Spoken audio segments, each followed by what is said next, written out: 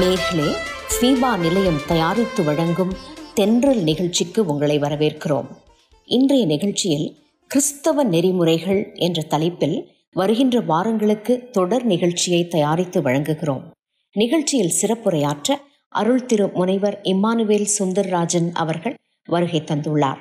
வேலூர் பகுதியில் வசித்து வரும் இவர் இறையியல் கல்வியில் முனைவர் பட்டம் பெற்றவர். பல கல்வித்துறையில் பட்டம் பெற்ற நிபுணர், சிறந்த ஆலோசகர், சிறப்புமிக்க பல புத்தகங்களை எழுதிய ஆசிரியர்.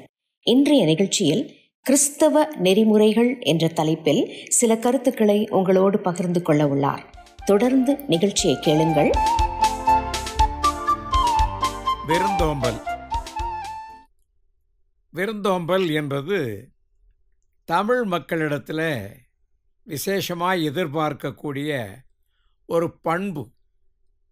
அதை நம்முடைய தமிழ் மக்கள் வீட்டுக்கு வந்தவர்களுக்கு வந்தவுடனே தண்ணீர் கொடுப்பது, வாங்க என்று வணக்கம் சொல்வது, உள்ளே வாங்க, யாரை தேடுறீங்க என்று கேட்பது, அவர்களோடு நீங்கள் பேசுகிற ஒவ்வொரு வார்த்தையும் ஒவ்வொரு செயலும் அவர்களை உற்சாகப்படுத்துவது மட்டுமன்றி அவர்களை மதிப்பதாகவும் அவர்களை நீங்கள் மிகவும் கனம் பண்ணுகிறீர்கள் என்றும் தமிழ் மக்கள் அதிகம் நினைப்பார்கள். வந்தவரை உட்காருங்கள் என்றும் கூப்பிட்டு பேசுவது விருந்தோம்பலில் முக்கியம். முகம் கடுத்திடுவராயின் கப்பிய பசியோடு கடும் பசி ஆகுந்தானே என்று ஔவையார் பேசியிருக்கிறார். ஒரு மனுஷனுக்கு கடுகடுன்னு சிடுசிடுன்னு பேசி ஒரு மனுஷனை அன்பான வார்த்தைகளை சொல்லாதபடிக்கு மிகவும் கொடூரமாக அவர்களிடத்தில் பேசி, வா என்றும் சொல்லாமல், தண்ணீர் என்றும் கொடுக்காமல், உட்காரு என்றும் சொல்லாமல் நீங்கள் அவர்களை நிற்க வைத்து பேசி அனுப்பிவிடுவீர்களானால் அது ஒரு கொடுமையான ஒரு செயல் என்று நினைப்பார்கள். நீங்கள் வாழைப்பழம், பலாப்பழம், மாம்பழம் போன்ற 30 விதமான பழங்களை நீங்கள் கொடுத்து, அருமையான சாப்பாடை கொடுத்து, சிடு சிடு சிடு சிடுன்னு பேசி முகம் கடுத்திடுவராயின் இருக்கிற பசியோட அதிக பசி வந்துவிடும். ஆனால் உப்பில்லாத கூளை நீங்கள் கொடுத்தாலும் அன்போடு பேசி, அரவணைப்போடு பேசி, பண்போடு அவர்களிடத்தில் கலந்துரையாடி, நீங்கள் உப்பில்லா கூழிட்டாலும் உண்பதே அமிர்தமாகும். அது எதை காட்டுகிறது? உங்களுடைய அன்பு உள்ளத்தையும் மனதிலே உள்ள ஒரு நல்ல எண்ணத்தையும் அது காட்டுகிறது. நீங்கள் சாப்பாடு கொடுக்கிறதை காட்டிலும் சாப்பிடுகிறதுக்கு முன்பாக நீங்கள் நடந்து கொள்ளுகிற விதம் இருக்கிறது. அது 30 பழமோடு நீங்கள் அவர்களை வரவேற்க வேண்டிய அவசியமில்லை. ஆனால் அன்போடு பேசுவதும், இரக்கத்தோடு பேசுவதும், கண்ணியத்தோடு பேசுவதும், அவர்களை கனம் பண்ணி பேசுவதும், அவர்களை பண்போடு நடத்துவது தான் விருந்தோம்பலுக்கு அடையாளம். நீங்கள் அதுக்காக வேண்டி வந்துட்டாங்கன்னு தண்ணியை கூட கொடுக்காம நீங்கள் வீட்டு சமையலுக்குள்ளே போய் சமையல் அலையை போட்டுட்டு தெரிவிங்கன்னு வச்சுக்கோங்க. அது வந்தவர் சொல்லுவார், என்ன ஆச்சுன்னு தெரியலையே, வான்னு கூட கேட்கல, வந்தவனை உட்காருன்னு கூட சொல்லலை, இப்படி ஒரு கொடுமைப்படுத்தி என்னை அனுப்பி விட்டார்களே என்று அவர் வெகுவாய் நினைப்பார். இதை ஒரு கிறிஸ்தவ தன்மையிலே என்ன கூறுகிறார் என்றால், நீங்கள் உங்கள் வழியில் போகிறவர்களை, வீட்டுக்கு வருகிறவர்களை ஒரு தூதன் என்று நினைத்து அவர்களை பங்கு கொள்ள வேண்டும், பார்க்க வேண்டும், பரிமாற வேண்டும், பழக வேண்டும், அப்படிப்பட்ட செய்ய வேண்டும் என்று வருகிறார். நீங்கள் வந்திருக்கிறவரை கடவுள் கூட தேவதூதனாக உங்கள் வீட்டு வாசலில் நின்றிருந்திருப்பாரான், என்ன செய்வீர்கள்? கடவுள்னு தெரிஞ்சாதான் நீங்கள் நன்மை செய்வீங்களா? இல்லை. எவரையும் நீங்கள் மதித்து இறைவன்பால் கொள்ளும் அன்போடு நடந்து கொள்ள வேண்டும். அதுதான் மிக அவசியம்.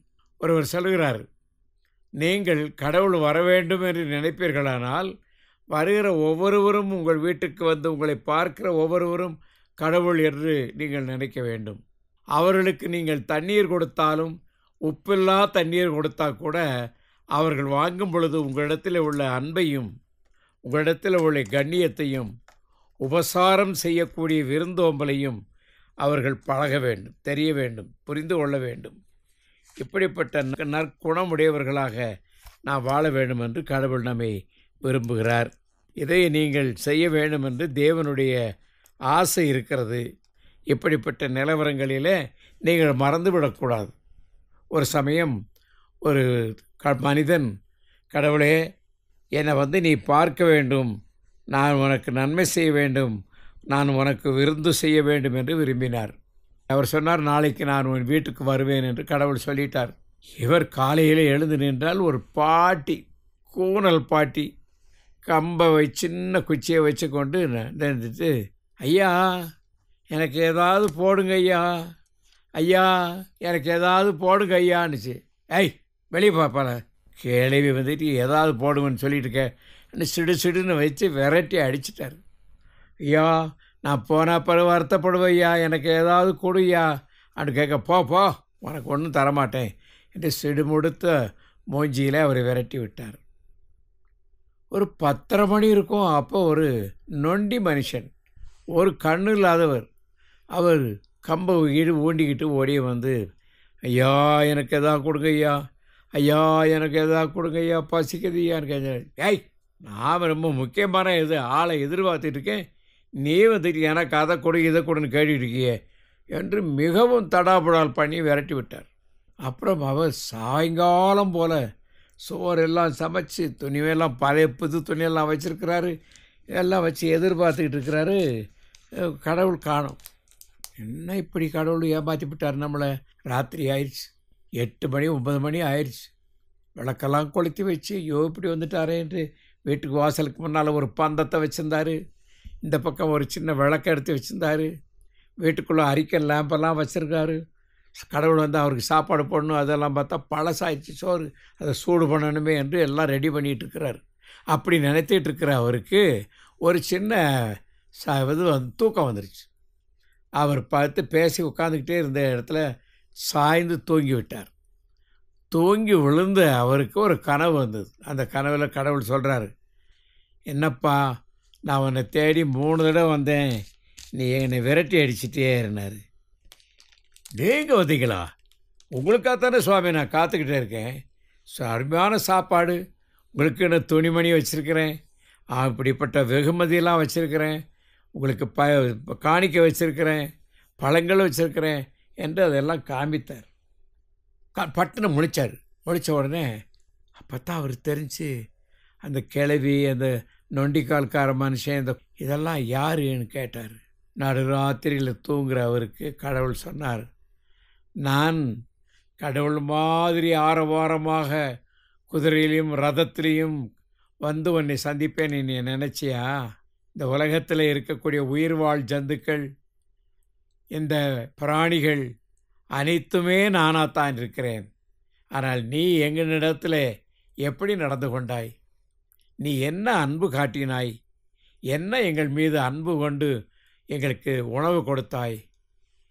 பிரியமானவர்களே, நாம் நினைத்து கொண்டிருக்கிறோம் கடவுள்னா கடவுள் மாதிரி வருவாருன்னு. இல்லை, கடவுளுடைய மக்களே வருவார்கள். அப்பலர் தேவனை நோக்கி பார்க்க போகிறார்கள். இங்கே வாசலில் பிச்சைக்காரர்கள் இருக்கிறார்கள், உங்கள் வீட்டண்டையிலே ரொம்ப ஏழைகள் இருக்கிறார்கள். உங்களுடைய ஆராதனையிலேயே உங்களோடு கூட உட்கார்ந்து அந்த ஆராதனைக்கு வந்தவர்கள் பலர் பொருளாதாரம் இல்லாமல், அன்றைக்கு சாப்பிடாமல், நல்ல துணிமணி கூட இல்லாமல் அவர்கள் உங்களை தேடி வருகிறார்கள். நீங்கள் என்ன செய்வீர்கள்? அவர்களை விசாரித்து அவர்களுக்கு நன்மை செய்வதற்காக உங்கள் மனது இறங்குகிறதா? இந்த காலங்களிலே விருந்தோம்பல் என்கிறது ஒரு கஷ்டமான வேலையாக நினைக்கிறார்கள். அப்படி அல்ல. நீங்கள் அன்புள்ளவர்களாக, தேவனுடைய மனுஷர்களாக, கடவுளை நீங்கள் வணங்குகிறவர்களாக இருந்தால் கடவுளுடைய சிந்தை உங்களுக்குள்ள வரும். கடவுள் பிறருக்கு உதவி செய்கிறவர் தான் கடவுள். பிறரை துன்பத்திலிருந்து மீட்பது தான் கடவுள். அவர்களுடைய சிக்கல்களிலிருந்தும் அவர்களுடைய பிரச்சனைகளிலிருந்தும் அவர்களை விடுதலை செய்து வைப்பது தான் கடவுள் என்பவர். நீங்கள் கடவுளின் பிள்ளைகளாக இருப்பீர்களானால் நிச்சயமாக இன்னொருத்தவருக்கு நீங்கள் இரக்கம் பாராட்டவும், பிறருக்கு நன்மை செய்யவும், பிறருக்கு விருந்து உபசாரம் பண்ணவும். நீங்கள் சோறு கொடுத்தா தான் விருந்துன்னு நினைக்காதீங்க. அவர்களுக்கு ஒரு 15 நிமிஷம் அவர்களுடைய இருதயத்திலிருந்து சொல்லுகிற கண்ணீரான வார்த்தைகளை கேட்டு அவர்களுக்கு இரக்க சிந்தை உள்ளவர்களாய் இருப்பீர்களானால் நீங்கள் அவர்களுக்கு விருந்து கொடுத்தீர்கள் என்றுதான் அர்த்தம். அதற்காக சமைத்துத்தான் கொடுக்க வேண்டும் என்று அல்ல. நீங்கள் சமைக்காமலே அவருடைய பசியை போக்க முடியும், அவருடைய தாகத்தை தீர்க்க முடியும். நீங்கள் அவருடைய கவலைகளையும் கண்ணீர்களையும் துடைக்க முடியும். அது விருந்தோம்பல். விருந்தோம்பல் என்பது ஹாஸ்பிட்டாலிட்டி. ஹாஸ்பிட்டாலிட்டி என்பது நீங்கள் வயிறு நிறைய சாப்பாடு போட்டு தாகம் நிறைந்த தண்ணீரை கொடுப்பது அதுதான் அல்ல. அவர்களுக்கு அன்பாக உதவி செய்வதும் ஒத்தாசைக்காரர்களுமாய் இருப்பது தான் விருந்தோம்பல். பிறரை துக்கப்படுத்தி வேதனைப்படுத்தி கவலைப்படுத்தி அவர்களை மனம் நோகடிக்க பண்ணாமல் இருப்பதே விருந்தோம்பல். அது மட்டும் ஞாபகம் வைங்க. நீங்கள் பிறருக்கு இப்படி செய்கின்ற நன்மையான காரியத்திலே தான் அவர்கள் ஆறுதல் அடைய வேண்டும், சமாதானம் அடைய வேண்டும், அவர்கள் பசி போக்கின மாதிரி இருக்க வேண்டும், அவருடைய கண்ணீர்கள் துடைக்கப்பட்ட மாதிரி நீங்கள் அவர்களோடு பேச வேண்டும். நீங்கள் அவர்களிடத்தில் நடந்து கொள்ளுகிறதிலேயே அவர்கள் மிகவும் மகிழ்ச்சி அடைய வேண்டும்.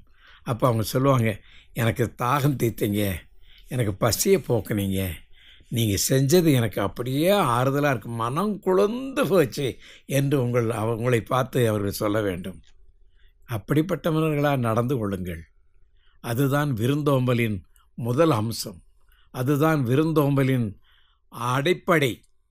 விருந்தோம்பலில் நீங்கள் பிறருக்கு செய்வதற்காக நீங்கள் எப்படி உங்களுக்கு அவர்கள் செய்ய வேண்டும் என்று நினைக்கிறீர்களோ அதை அவர்களுக்கு செய்யுங்கள்.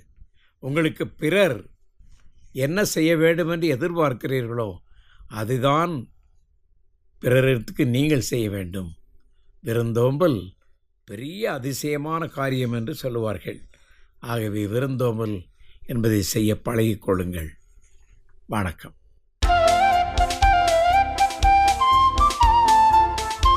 நேயர்களே, இந்த நிகழ்ச்சியை பற்றிய உங்கள் கருத்துக்களை கமெண்ட் பாக்ஸில் பதிவு செய்யுமாறு கேட்டுக்கொள்கிறோம். மேலும் டிஸ்கிரிப்ஷனில் உள்ள இமெயில் மற்றும் தொலைபேசி எண்ணிற்கு தொடர்பு கொள்ளவும். மீண்டும் மற்றும் ஒரு நிகழ்ச்சியில் உங்களை சந்திக்கும் வரை வாழ்த்தி உங்களிடமிருந்து விடை பெற்றுக் கொள்கிறோம். வணக்கம் நேயர்களே.